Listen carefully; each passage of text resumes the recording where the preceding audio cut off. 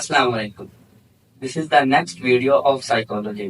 इस वीडियो में मैं आपको साइकोलॉजी के 3 बेसिक प्रिंसिपल के बारे में बताऊंगा कि हम ट्रेडिंग को किस तरह कंटिन्यू कर सकते हैं।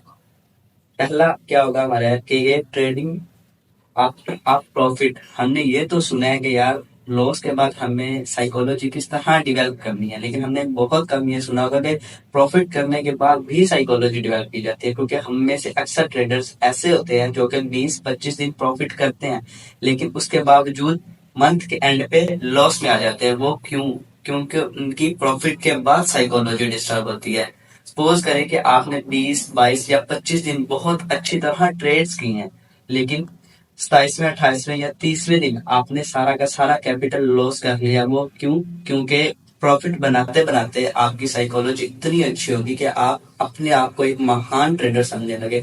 आपको समझ लग गया कि मार्केट तो मेरे इशारों से चल रही है, मार्केट को तो मैं चला रहा हूँ। मतलब कि आप इतना खुद को एक्सपीरियंस एबल समझने लगे कि आपने मार्केट को पूरे घेरे में ले लिया, जबकि ऐसा नहीं होता। मार्केट के सेक्शन होते हैं, जब मार्केट आपको दे रही होती है तब आप ले रहे होते हो, लेकिन प्रॉफिट करने के बाद हमें लालच नहीं करना चाहिए, रुक जाना चाहिए। हम कुछ प्रॉफिट करने के बाद लालच बन जाते हैं, खुद को बहुत अच्छा समझने लगते हैं, जबकि ऐसा नहीं है।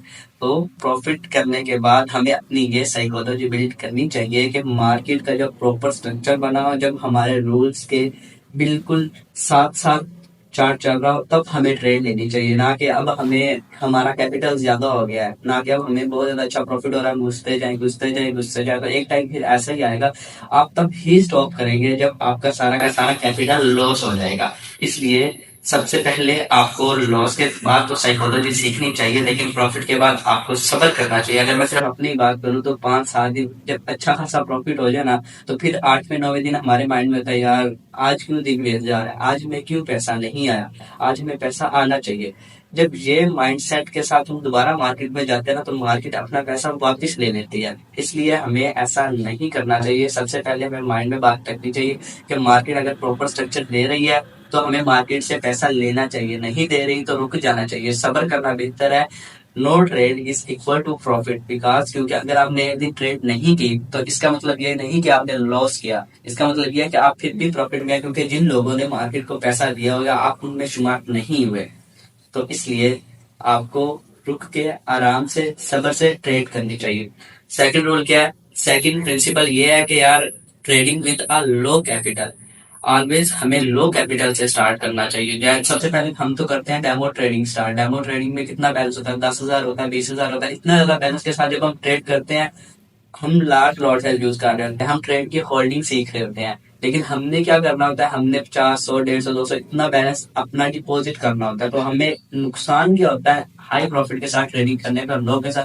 क्योंकि हमारा जो माइंड सेट बना होता है ना, वो बड़ी ट्रेड के साथ, बड़े डेमो अकाउंट के साथ या बड़े रियल अकाउंट के साथ बना था। जब हम छोटे पे आते हैं तो हमें तब हम इतनी होल्डिंग करते हैं कि हमारा सारा का सारा कैपिटल लॉस हो जाता है। अगर हमारा $100 आया, हमारा एक ही ट्रेड में 50 चला गया, तो हमारा एक तो हम स्ट्रेस में आएंगे, अंडर प्रेशर आएंगे, एक हमारी जो अपनी हालत है वो भी बिगड़ना स्टार्ट हो जाएगी। यार के मतलब इतना तो मेरा कैपिटल लॉस हो गया, मैं बाकी ट्रेड कैसे करूंगा? तो इसी स्ट्रेस में आप बाकी भी लॉस कर देते हैं। सबसे पहली चीज आपको यही करनी चाहिए कि लो कैपिटल से आप जब आहिस्ता आहिस्ता आहिस्ता आहिस्ता ग्रो करेंगे, तो आपके माइंड में ये चीजें होंगी कि यार मैंने लो कैपिटल से आगे किया, सब्र से किया, तो आगे भी मुझे सब्र करना चाहिए, इसलिए मैं प्रॉफिटेबल बन सकता हूँ।